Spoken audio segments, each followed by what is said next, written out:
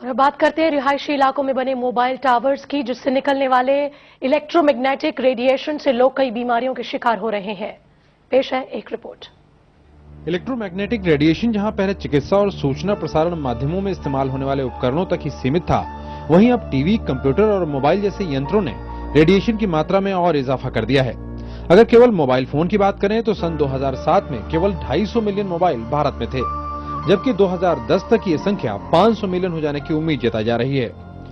जहां लगातार mobile phone की बढ़ती संख्या से खतरनाक रेडिएशन में बढ़ोतरी हो रही है, वहीं वैज्ञानिकों का मानना है कि मोबाइल टावरों के 50 से 400 मीटर के दायरे में रहने वालों पर इन टावरों से निकलने वाले रेडिएशन का ज्यादा असर पड़ता है, जिसके चलते कई तरह की बीमारियां हो रही हैं।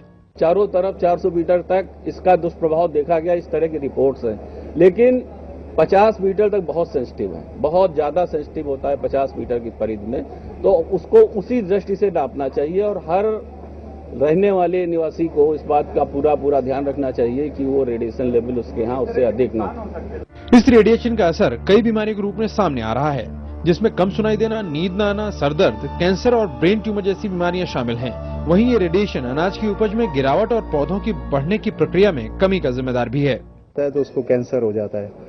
हमने जो आपको कुछ प्रिंटेड मटेरियल दिया है, उसमें दुनिया भर में डिफरेंट एनिमल्स के ऊपर होने वाली रेडिएशन एक्सपोजर के असर दिए हैं, और सब जगह देखा है कि उनमें ट्यूमर ग्रोथ हो जाती है, कैंसरस ग्रोथ हो जाती है, उनके अंदर उनके बिहेवियर में चेंज आ जाती है, उनकी ब्लड प्रेशर में चेंज आ जाती है। यही सब इफेक्ट आदमियों पे होते हैं यदि रेडिएशन को कंट्रोल नहीं किया जाए।